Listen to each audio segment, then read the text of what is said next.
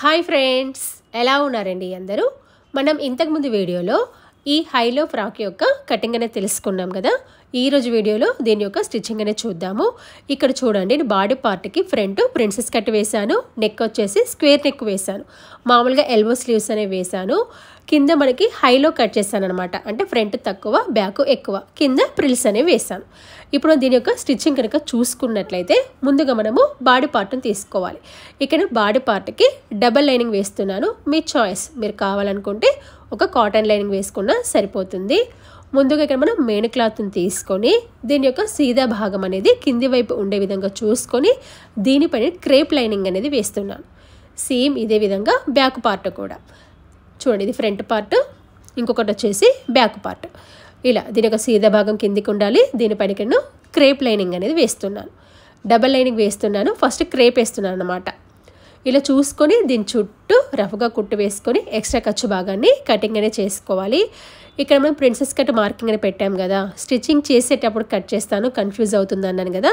ఇప్పుడు మనం ఏ విధంగా మార్కింగ్ పెట్టామో కట్ చేసేటప్పుడు సేమ్ అదే విధంగా కటింగ్ అనేది చేసుకోవాలి. కట్ చేసుకున్న తర్వాత మనకి ఇక్కడ ఈ లైనింగ్ భాగము మెయిన్ భాగం పొరలు విడిపోతాయి కదా, కాబట్టి రెండింటిని కలిపి కుట్ అనేది వేసుకోవాలి. వీడియో అనేది స్కిప్ చేయకుండా చూడండి, అర్థమవుతుంది. స్కిప్ చేస్తే అర్థం కాదు. ఇలా కొంచెము మెయిన్ భాగము లైనింగ్ భాగము పొరలు విడిపోకుండా ఇలా కుట్ అనేది వేసుకున్న తర్వాత దీన్ని మనం జాయింట్ అనేది చేసుకోవాలి. జాయింట్ చేసుకునేటప్పుడు రైట్ లెఫ్ట్ పైకి కిందికి సరి చూసుకోండి. మీకు కన్ఫ్యూజ్ అయితే కనుక యారో మార్క్ పెట్టుకోండి, కన్ఫ్యూజ్ కాకుండా ఉంటుంది. ఇలా చూసుకొని ఒక ఖర్చు లెవెల్లో కుట్ అనేది వేసుకోండి. ఇక కొంచెం దారం అనేది లాగినట్టుంది, దాన్ని విప్పాను అనమాట. ఇలా కరెక్ట్గా ఒక ఖర్చు లెవెల్లో కుట్టు అనేది వేసుకోవాలి. ఇలా కుట్టు వేసేటప్పుడు ఒక్కొక్కసారి కింద ఈక్వల్గా రాదు, జస్ట్ పావించు లేదా ఒక హాఫ్ ఇంచు లెవెల్లో తేడా వస్తుంది. తేడా వస్తే దాన్ని కట్ చేసుకొని లెవెల్ చేసుకోవాలి. మీరు మరీ ఈక్వల్గా రావాలని చెప్పేసి లాగొద్దు, లాగితే ముడతలు పడుతుంది అనమాట. ఇలా కుట్టుకున్న తర్వాత మళ్ళీ తిప్పి డబల్ కుట్టు వేయండి. మీరు ఎప్పుడు డబల్ కుట్టు వేయాలన్నా కుట్టు మీద కుట్టన్న వేయాలి, బయటి వైపు అన్నా వేయాలి. లోపల వైపు వేస్తే క్లాత్ అనేది ముడతలు వస్తుంది అనమాట.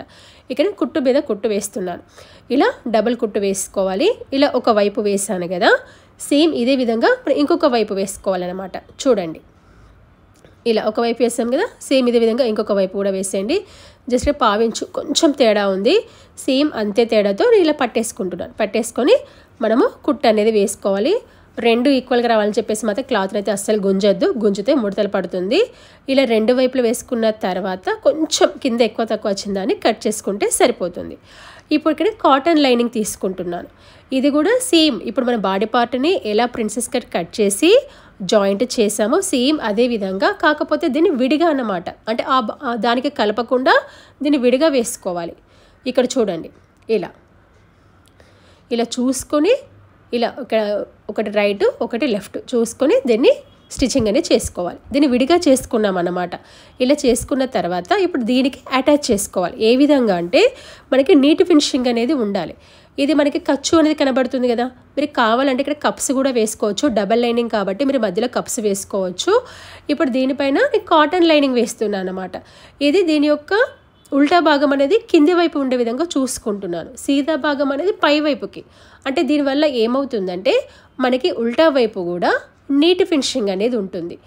ఇలా మొత్తం ఇటుగా మెయిన్ క్లాత్ని లైనింగ్ క్లాత్ని సరి చేసుకొని చుట్టూ పిన్స్ పెట్టుకోండి. చుట్టూ పిన్స్ పెట్టేసుకొని రఫ్గా కుట్టు వేసుకోవాలన్నమాట. మీకు ఏమైనా కొంచెం ఎక్కువ తక్కువ వస్తే కట్ చేసుకుంటే సరిపోతుంది. ఇక్కడ మనకి కరెక్ట్గా తీసుకోవాల్సింది కాటన్ లైనింగ్. మీకు ఫస్ట్ కట్ చేసేటప్పుడు కాటన్ లైనింగ్కే కట్ చేశాను కదా, దానికి తగ్గట్టుగానే దీన్ని సరి చూసుకోవాలి. ఓకేనా, మెయిన్ క్లాత్ అని కాదు, కాటన్ లైనింగ్నే చూసుకోవాలి. ఇక్కడ ప్రిన్సెస్ కట్కి మనకి నీట్ ఫినిషింగ్ ఉంది, ఉల్టా వైపు ఇటు సీదా వైపు కూడా నీట్ ఫినిషింగ్ ఉంది. ఓకేనా, ఈ విధంగా మాకు ఇలా ప్రిన్సెస్ కట్ వద్దు, డబల్ లైనింగ్ వద్దు, చాలా సింపుల్గా కావాలి అనుకున్నట్లయితే మామూలుగా డాట్స్ వేసుకున్నా కూడా సరిపోతుంది, మీ చాయిస్ అన్నమాట. ఇప్పుడు మనం దీనికి నెక్ భాగాన్ని వేసుకోవాలి.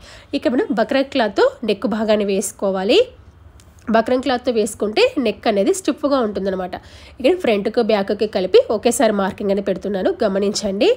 ఇక్కడ వెడల్పు అనేది దాదాపు 5 ఇంచులు ఉండే విధంగా చూసుకొని ఇలా డబల్ ఫోల్డ్ వేసుకోండి. అంటే డబల్ ఫోల్డ్ వేసుకుంటేనే 5 ఇంచులు రావాలి. ఇక్కడ నెక్ వెడల్పు 2.5, నెక్ డీప్ వచ్చేసి 6 ఇంచులు తీసుకున్నాను. మీకు డీప్ కావాలి ఫ్రంట్ కూడా అనుకున్నట్లయితే 7 వరకు కూడా తీసుకోవచ్చు. ఇలా ఇటువైపు కూడా 2.5 ఇంచుల మార్కింగ్ పెట్టేసుకొని పక్కన ఒక 1 ఇంచ్ లేదా 1 ఇంచ్ కంటే కొంచెం తక్కువ పట్టి అన్నమాట. ఇలా చూసుకొని పక్కన మార్కింగ్ అనేది పెట్టేసుకోండి. ఇక్కడైతే స్క్వేర్ నెక్ అంటే డబ్బా గల్ల పలక మెడ పెడుతున్నాను. మీరు కావాలంటే వేరే షేప్ కూడా తీసుకోవచ్చు, మీ చాయిస్. ఈ పైన నెక్ వెడల్పు ఎక్కువ తక్కువ కాకుండా మార్కింగ్ అనమాట. ఇది 6 ఇంచులు ఫ్రంట్ నెక్. సేమ్ అదేవిధంగా బ్యాక్ నెక్ అనమాట. బ్యాక్ నెక్ ఏంటంటే డీప్ అనేది 8 ఇంచులు పెడుతున్నా. మనకి ఫ్రంట్ బ్యాక్ 2 పెడితే కొంచెం కన్ఫ్యూజ్ అవుతాము. సో బ్యాక్ అనేది ఎక్కువ పెడుతున్నాను. మీకు బ్యాక్ నెక్ డీప్ ఎక్కువ కావాలి, నేను డోరీస్ కట్టుకోవాలి అనుకున్నట్లయితే మీరు బ్యాక్ నెక్ డీప్ అనేది 10-11 ఇంచులు కూడా తీసుకొని మీరు డోరీస్ కూడా కట్టుకోవచ్చు. నేనైతే మామూలుగా 8 ఇంచులు తీసుకుంటున్నాను. వెడల్పు 2.5, డీప్ వచ్చేసి 8 ఇంచులు అనమాట. ఓకేనా. పక్కన 1 ఇంచ్ అనేది చూసుకోవాలి పట్టీకి. ఇలా ఈ విధంగా మార్కింగ్ పెట్టుకున్న తర్వాత మార్కింగ్ పెట్టిన భాగాన్ని కటింగ్ అనేది చేసుకోవాలి. ఇక్కడ మనకి ఏంటంటే పైన ఒక 1/2 ఇంచుల కలిపి చూసుకోవడం వల్ల నెక్ వెడల్పు ఎక్కువ తక్కువ కాకుండా ఉంటుంది. మీరు డైరెక్ట్గా కట్ చేస్తే క్లాత్ పైన పరిచినప్పుడు కొంచెం పాసుకపోయింది అనుకోండి, నెక్ వెడల్పు ఎక్కువ అవుతుంది అనమాట. కాబట్టి ఈ విధంగా కట్ చేసుకోవాలి.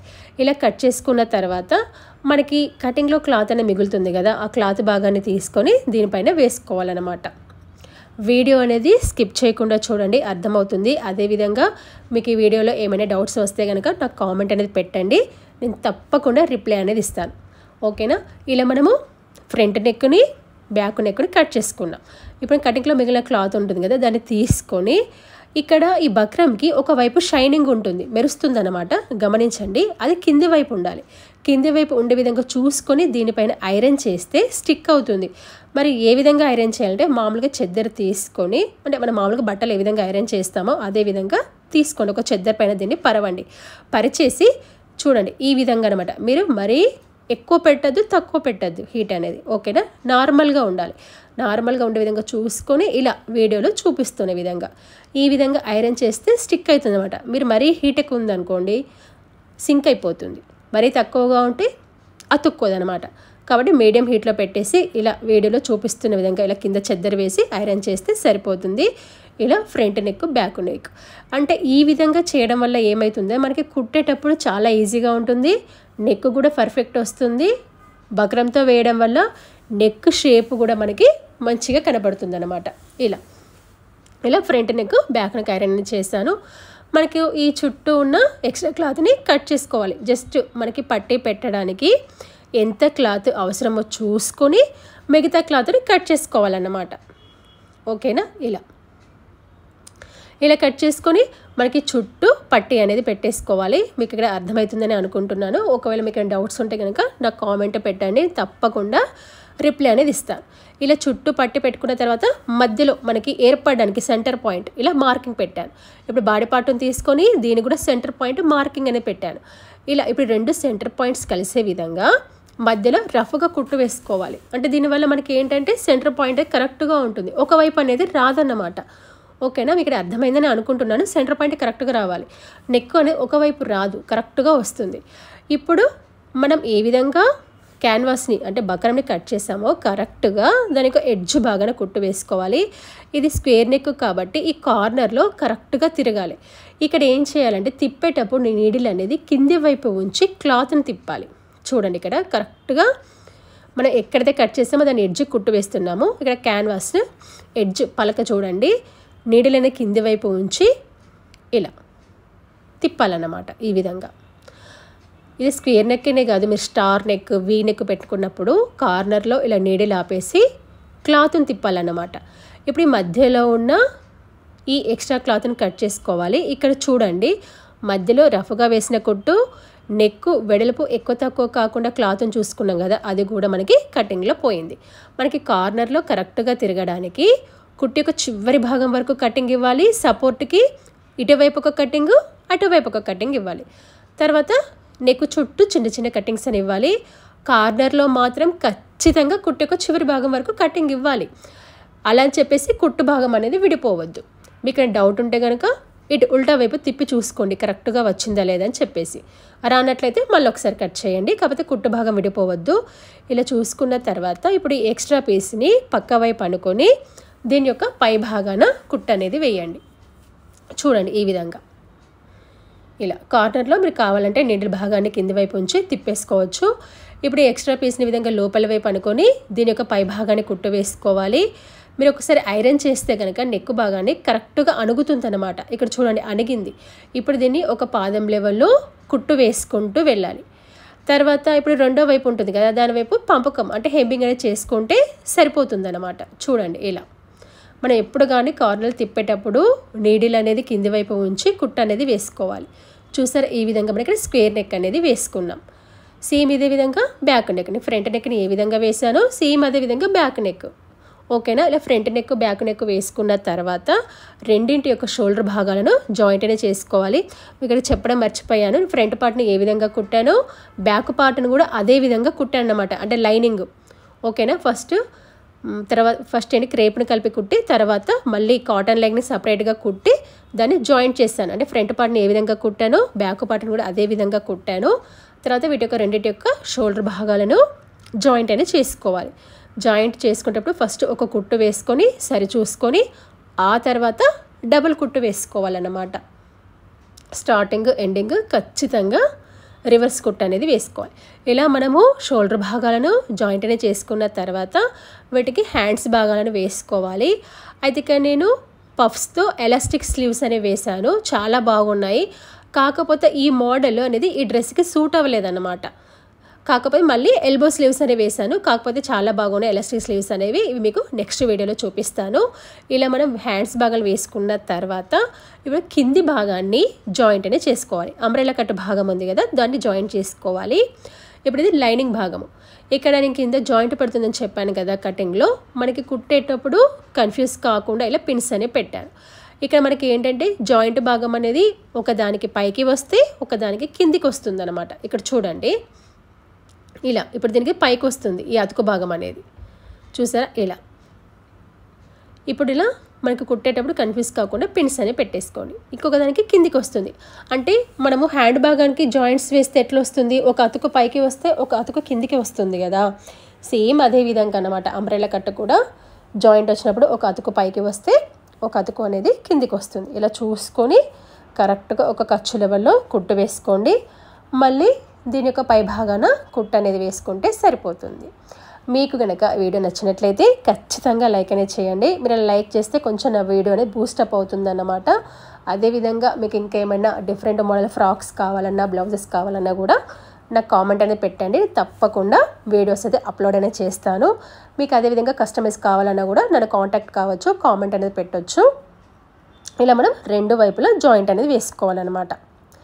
అయితే ఇక్కడ మీరు లైనింగ్ భాగానికి సేమ్ మెయిన్ క్లాత్ లాగా హైలో ఫ్రాక్ అనేది ఇవ్వాల్సిన అవసరం లేదు. ఎందుకంటే నాకు లైనింగ్ లెంత్ అనేది 28 ఇంచులే ఉంది, ఫ్రంట్ లెంత్ 30 ఇంచులు అనమాట. కాబట్టి ఫ్రంట్కి బ్యాక్కి మళ్ళీ సపరేట్గా కట్ చేయాల్సిన అవసరం ఏమీ లేదు. ఇప్పుడు మనము బాడీ పార్ట్ భాగానికి జాయిన్ చేసుకోవాలి. ఇక్కడ మీరు కావాలనుకుంటే లైనింగ్ భాగాన్ని మెయిన్ భాగాన్ని కలిపి ఒకేసారి జాయిన్ చేసుకోవాలి. పైన ఊడిపోకుండా జాయింట్ చేసుకొని ఒకేసారి బాడీ పార్ట్కి జాయిన్ చేసుకుంటే సరిపోతుంది. అంటే మీకు సింపుల్గా కావాలనుకున్నట్లయితే లైనింగ్ భాగాన్ని మెయిన్ భాగాన్ని కలిపి నడుము దగ్గర కుట్టు వేసుకొని దాన్ని డైరెక్ట్గా బాడీ పార్ట్ భాగానికి జాయిన్ చేసుకుంటే సరిపోతుంది.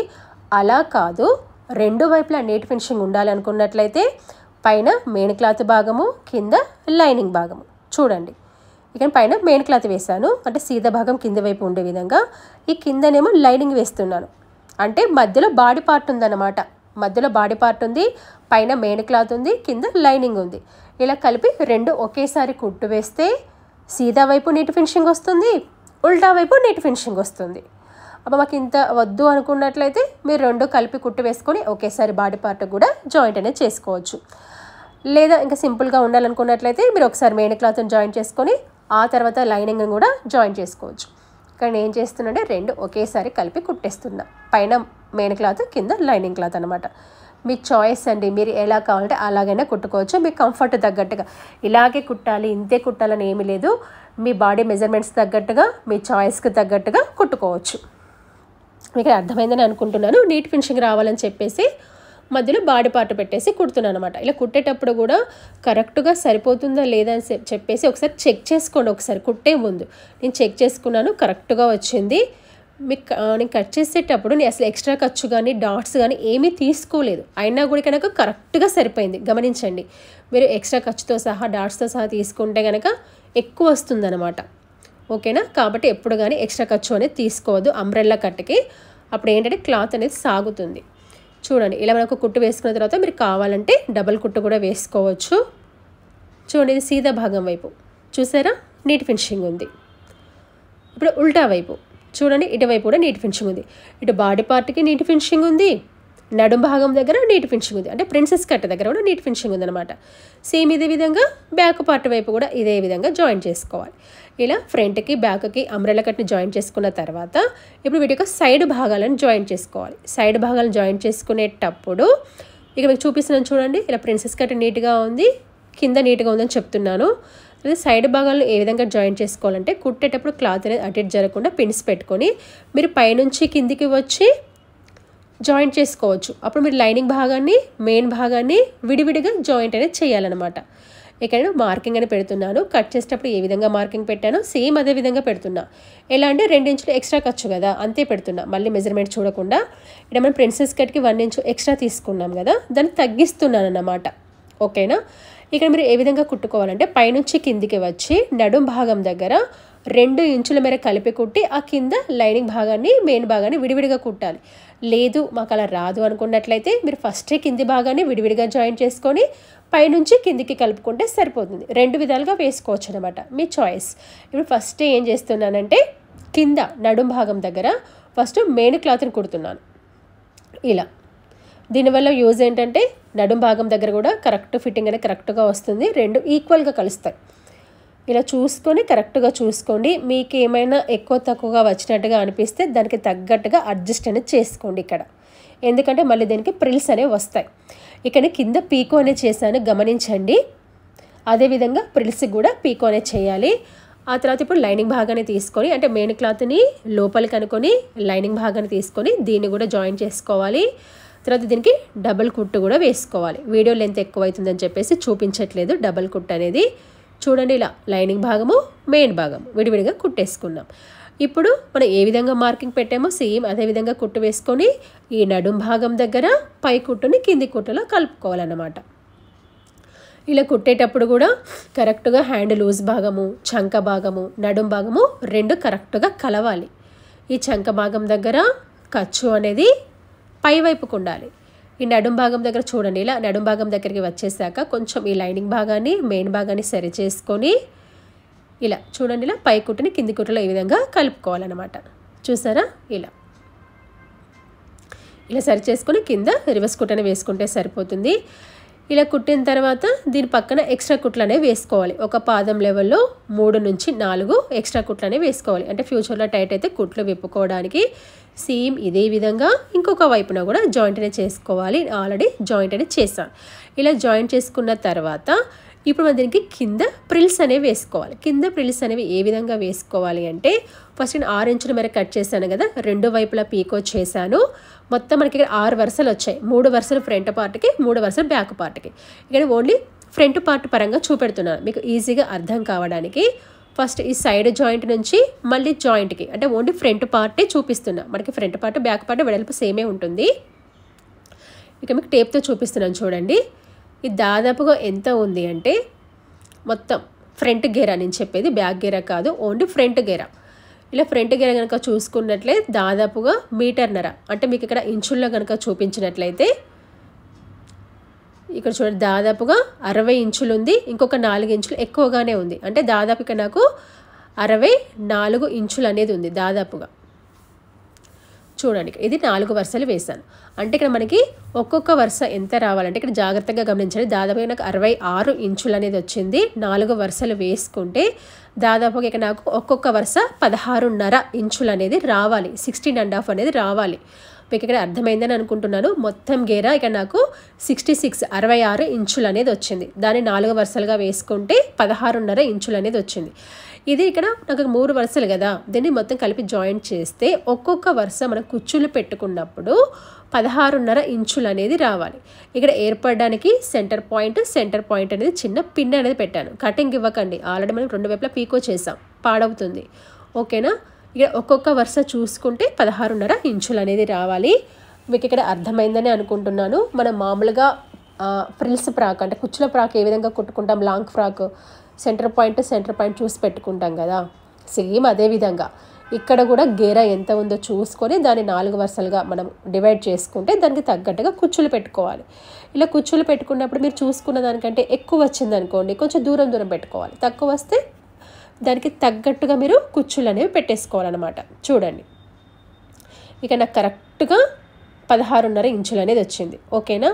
మీకు ఒకవేళ ఎక్కువ వచ్చింది అనుకోండి తగ్గించుకోండి, తక్కువ వస్తే కనుక పెంచుకోండి. దానికి తగ్గట్టుగా కుచ్చులనే పెట్టేసుకోవాలి.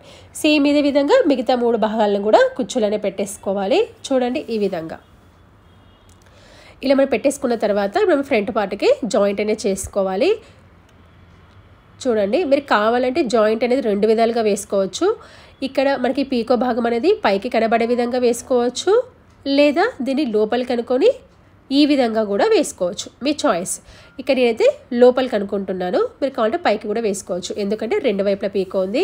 ఇక్కడ అంబ్రెల్లా కట్టికి పీకో వేసాను, తర్వాత ఈ కింద వేసే ప్రిల్స్ క్లాత్కి 2 వైపులా పీకో వేసాను. ఒకవైపు కూడా ఏమీ వేయలేదు, 2 వైపులా వేసాను. ఏంటంటే మనకి కుట్లు అనేవి అంటే దారపోగులు అనేవి విడిపోకుండా ఉంటాయన్నమాట. అంటే లోపల వైపు వేయడం కదా, ఇప్పుడు దీనికి పీకో వేయాల్సిన అవసరం ఉందని కూడా డౌట్ వస్తుంది కదా, అలా ఏమీ కాదు. 2 వైపులా పీకో వేస్తే ఫినిషింగ్ కరెక్ట్గా ఉంటుంది, దారపోగులు కూడా ఊడిపోకుండా ఉంటాయి.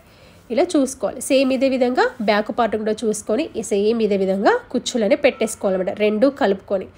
మళ్ళీ దీనికి ఎడ్జ్ అంటే మనం ఎక్కడైతే స్టార్ట్ చేసామో మళ్ళీ ఇక్కడికి ఎండింగ్ వచ్చినప్పుడు దాన్ని ఏ విధంగా కలుపుకోవాలంటే, ఇక్కడ ఈ సైడ్ జాయింట్ ఉంది కదా, దాన్ని కొంచెం విప్పేసి మీరు కుట్టుకొని మళ్ళీ సైడ్ 2 కలిపితే సరిపోతుంది. ఇక్కడ మీరు జాగ్రత్తగా గమనించండి.